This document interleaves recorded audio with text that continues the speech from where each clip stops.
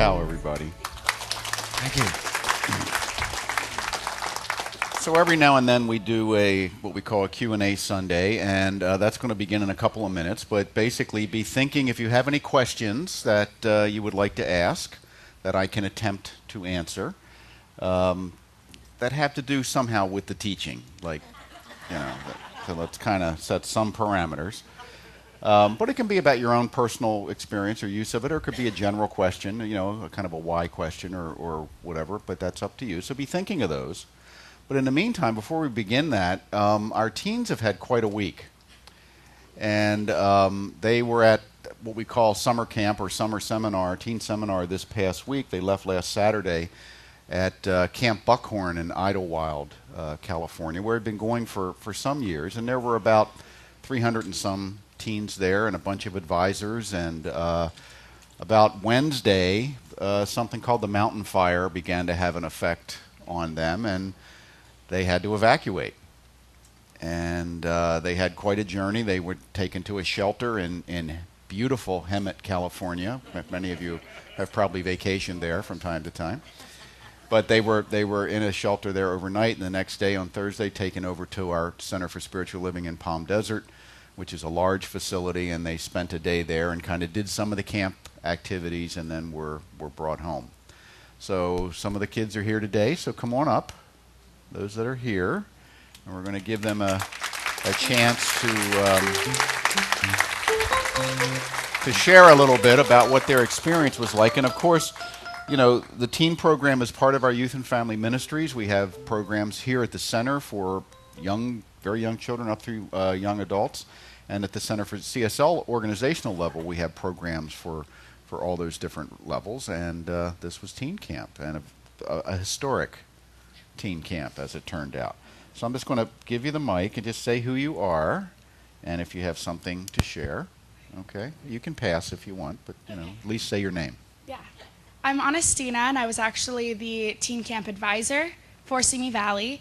And it was really great. This was my first year as an advisor, that I was able to step into the shoes of advisorship and take care of the teens.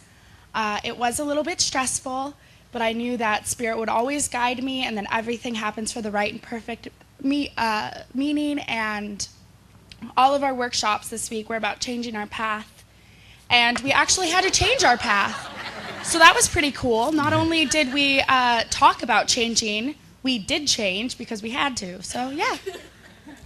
I'm Kaden, and this was my second summer camp. And I really resonated with the last workshop we did before we had to evacuate, which was letting go of your baggage. And we actually had to do that. Especially me. Once we got to the church in Palm Desert, everyone else got their luggage, but they forgot to do my cabin. So I didn't get my stuff back. But it was good to know that I can let go of emotional baggage and physical baggage. Hi, I'm Daniel Alvarado, and this was my fourth summer camp, and definitely the most interesting one. And I have I learned a lot about, I guess, coming together and helping each other out. I was really moved by how well people took it. I took it really well. I was just when he announced that we had to evacuate, I did get a chill. I was like, oh, I have to evacuate. But then I was okay with it, and I was making sure everyone was okay, and everyone else was making sure I was okay. I had at least 10 people come up to me oh, are you okay? Are you doing well? I'm like, yeah, I'm fine. And that was really nice. And it was just great to see everyone just work together to get through it. And upon leaving, it just, when I left Palm Desert, when I left the church to come home, it really, I guess, it hit me. And I was considering being an advisor this whole week. I was kind of that could be a good idea. But then as soon as I left, I was like, okay, I'm going to be an advisor next year. I'm going to do everything I can to be an advisor, because I learned a lot from my advisors this year, and I really just I don't want to leave the camp. I want to also impact teens and impact people, and yeah, I'm excited. I'm Jessica. This is our sixth camp now? 7? me and Anna have been buddies this whole time. Yeah, so me and Daniel were Padawans this year, which are the 18-year-olds, and we hold a lot of responsibility because we're not quite teens, but not quite advisors. And I realized how much responsibility we had to take, considering all of the, not so much chaos, but all the, the different setup of camp this year. What I found the most moving out of this whole experience was how everything fell into place for us. With Red Cross, as soon as we got to the high school in Hemet, it kind of just blew my mind how easily we were put into a separate room, how easily all the places for us to sleep were there.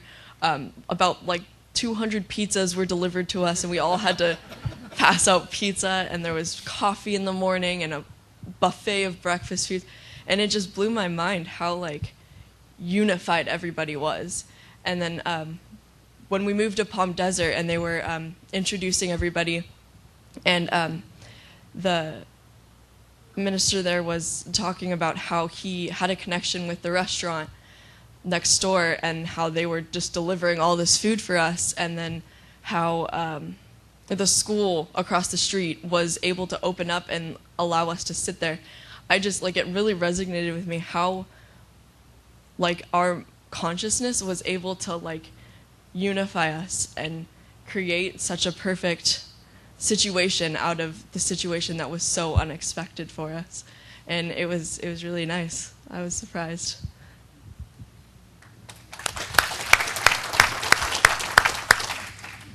Hi, I'm Alex. This was my second year at teen camp, and obviously it was a very exciting one. It wasn't so much for me a bad thing that we had to evacuate, because we all knew that the fire was there. We knew that we weren't in any immediate danger at all. But when we did have to evacuate, some people, yes, got very emotional because either they feared for themselves or others, or they really didn't want to leave camp. So it was a very moving experience to know that we were able to come together in a time of need, to be calm, and to move to a safer area. And as some people put it, it was the first road trip in CSL history. And the first slumber party. So it was actually a kind of fun experience, because while we were at the Palm Desert Center, we did get to do our talent show. So we did get to have fun. Okay, thank you. Yeah, and the talent show about the last 3 or so hours was live streamed, so many of us got to watch it. So I don't know if that was a good thing or a bad thing, but it was really great. So, and I want to thank Joyce and Costa Francides, who were mobilized to go down and pick up the kids a little sooner than expected, and it was really an example of everybody coming together. The youth and family ministries, the teen coordinators, and everybody. The office in Golden was all coordinating and arranging transportation and all the different things, and it just really, given the potentiality of a real difficult, disastrous situation, it turned out really well. We are still holding everyone in that community in our prayers, because that fire continues to burn, and there have been some structures destroyed and so forth, and you know what it's like to be in Southern California during fire season. So, well, thank you all so much for coming in this morning and sharing with us.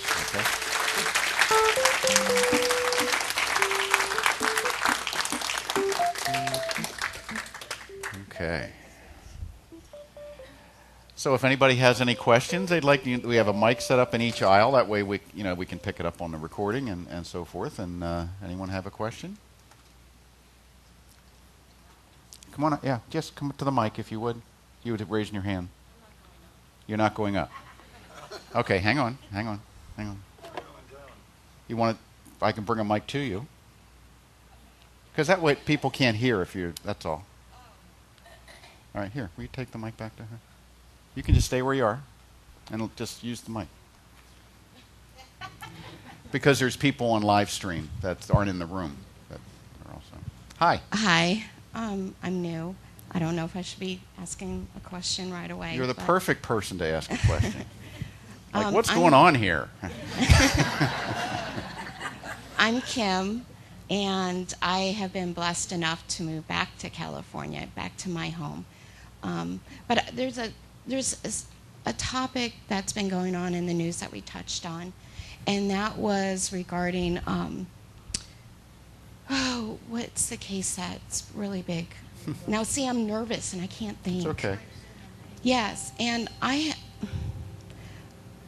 moved to Atlanta and lived there for 7 years. Mm-hmm. And there is so much division and judgment. And I want to cry because it's so sad. And you had to conform to what they believed in, or you did not fit in. Mm-hmm. But also, I felt hatred. I was looked at, and I felt hatred for the first time in my life. And I was really taken back because I have good friends that are black, and living there for so long, you get guarded, and you start to like judge, and I feel so bad about feeling that way because that's not who I am. And you talk about energy, and I feel like I've absorbed all this hatred, and I just want to shed this hatred. I'm not there anymore. And besides, Southern hospitality, I'm telling you, it's all fake.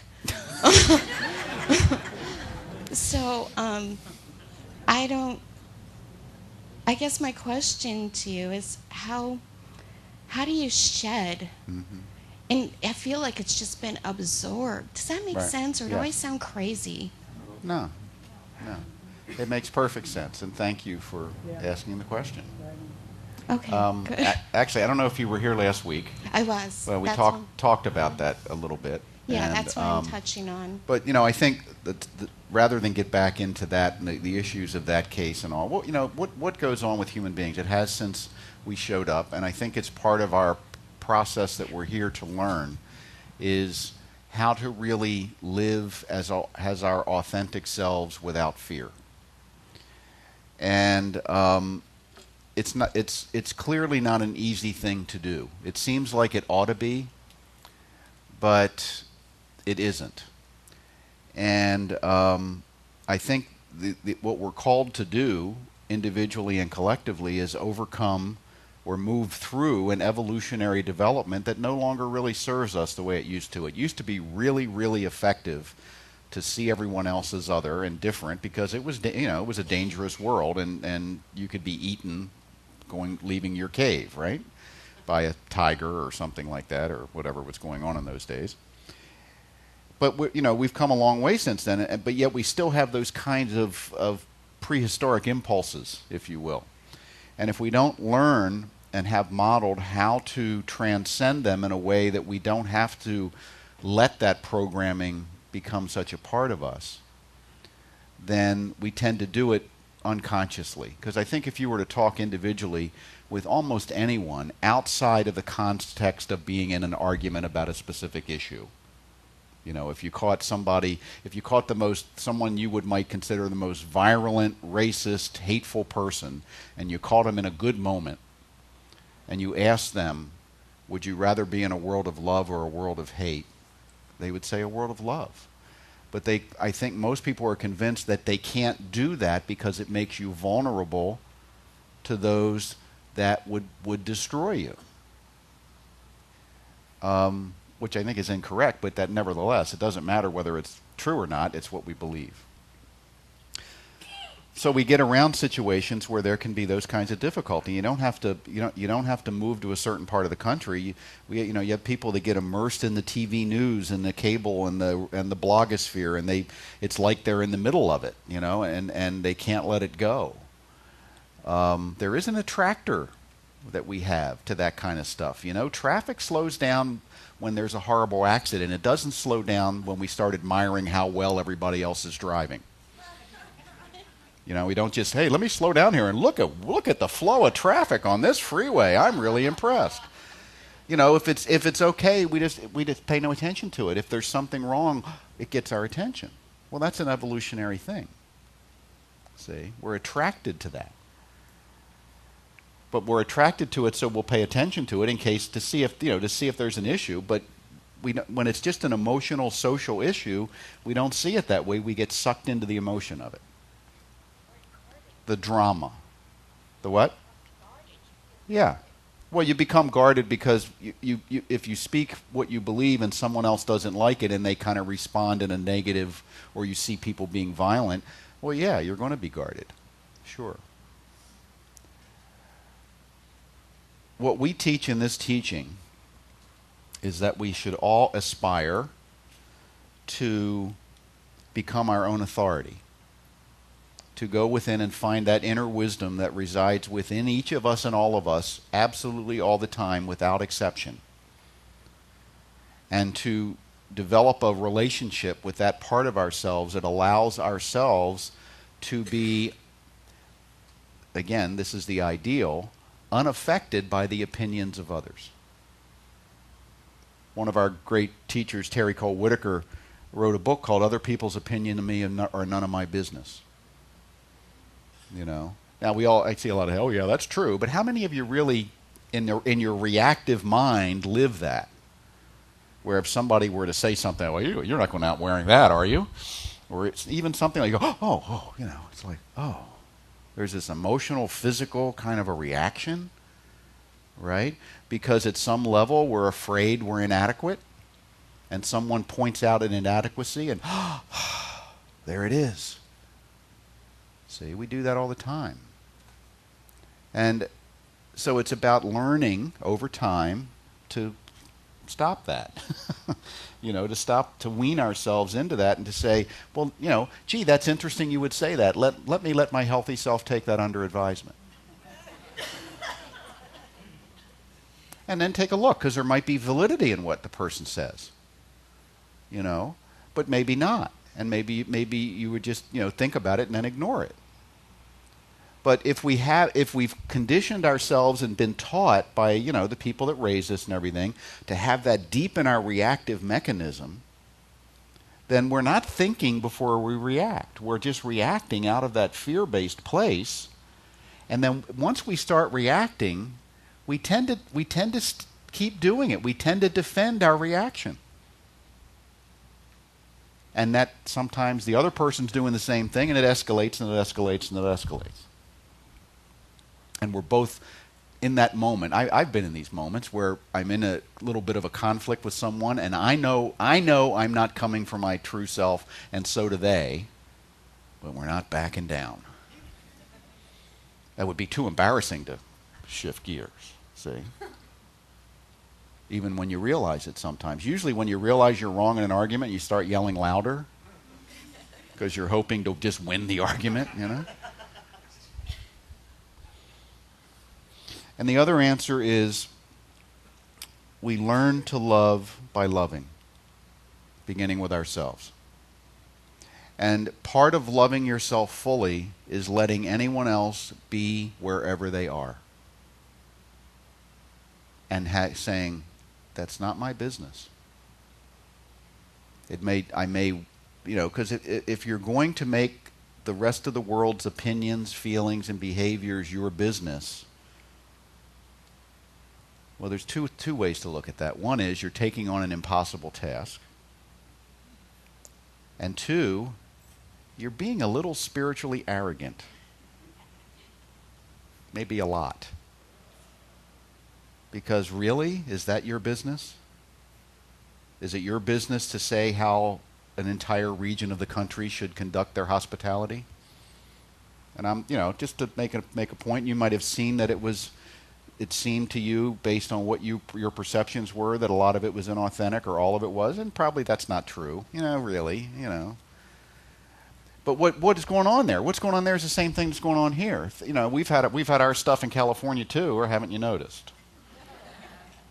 And what it is it's people trying to come to terms with how to live in the world together, and not necessarily bringing the best of themselves to the task, because we've been convinced of things that aren't true. Like my group of people is better than that group of people, or that group of people is prone to that kind of activity, and this group of people does that, and so forth. You know, what if we just were able to develop a sense of looking at people more as individuals than part of a group, ourselves included, and we really paid attention to, where do I seem to feel the need to be superior to someone? You know? And also to learn the difference between judgment and discernment. Because when you say, I don't want to judge anybody, well, Byron Katie has a great line. She goes, "This is planet Earth, sweetheart. We judge here." But you know, there's judgment that is based upon my fear-based need to separate and see you as different.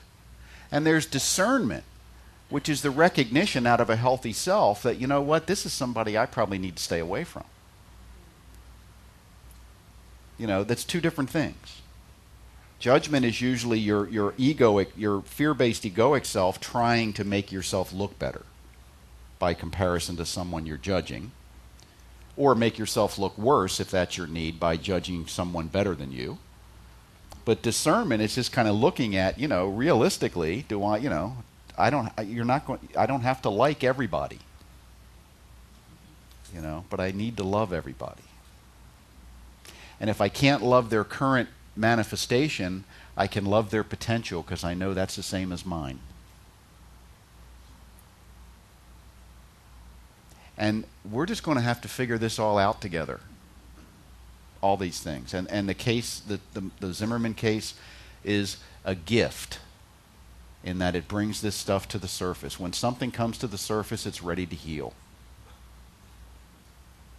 When it stays beneath the surface, it's not ready to heal. And will we heal it? Well, we don't know. We'll move along, you know. Things are getting better.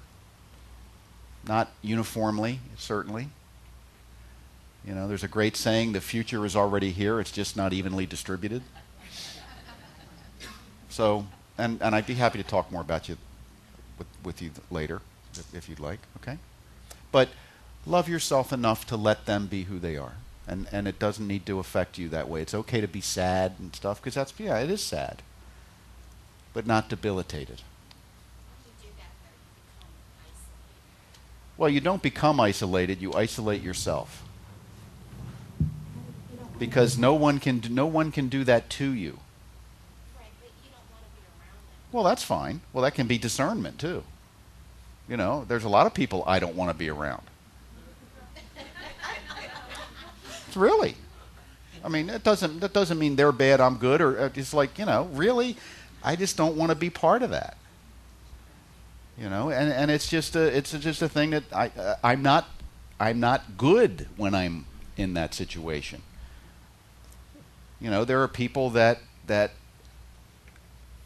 have, and it's usually from some kind of, it's either a lack of self-love, where, you know, they're kind of toxic, or they're part of a cultural belief system that I just don't penetrate. I'm really interested in it, but I couldn't necessarily be there all the time. That's all. And I just say, well, okay, there's other places to be, you know, or other people to be with, or other ways to be with that. Yeah, Kathy. Okay, now for something completely different. Okay. Yeah. I know in this teaching you recommend daily practices, one of them being meditation. I insist upon them. Yes. Well, yes, and so do I. But anyway, at New Year's in January, I finally said, okay, I'm going to meditate every day, because I was judging myself. I was not doing it right, whatever. So I would just show up every day. And in fact, I found, and I think it was maybe you recommended this Insight Timer app. And it keeps track of how many collective minutes, you know, day after day, it'll add it up. Okay, on the 17th this week, when I hit 70 hours and 43 minutes, I had such an awesome feeling of bliss and gratitude for my life. I'm talking about it, I could get choked up, see? But, and so I know you've probably done thousands and thousands and thousands of hours of meditation over your 20 whatever years in this teaching. Oh, that would be conservative, yes. Well, I'm sure. No, I've done quite a bit. So I I'm haven't kept wondering, track. have you had this experience? Oh, and I was saying, I love this. I want to live from this. And I think pretty much the rest of that day, I was just in that zone, you know, and it was awesome. And I thought, okay, tomorrow it'll probably be like that too, maybe. It'll be great. But it hasn't been since then. So I would like to know, I mean, it's been okay. I just show up, you know. So I would like to know, what is your experience? Have you had times like this? And please, Well, sure. let me know. You I'd get like to hear about it. The thing about meditation, and thank you for sharing that, the thing about meditation is you don't meditate with a purpose. You know, I mean, you hear a lot say, I want to meditate on this idea, or I'm going to meditate about this problem I'm having, and that's not meditating, that's contemplating, which is also very beneficial. But meditation is where you simply sit and you listen. It's not directed. You might have a point of attention, like it could be, I use the place where my breath enters and leaves, right? Like right about here. I just kind of focus my attention like right here. Or some people might use a mantra, a word, or a phrase, or something like that. You could focus on the rising and falling of your chest or something.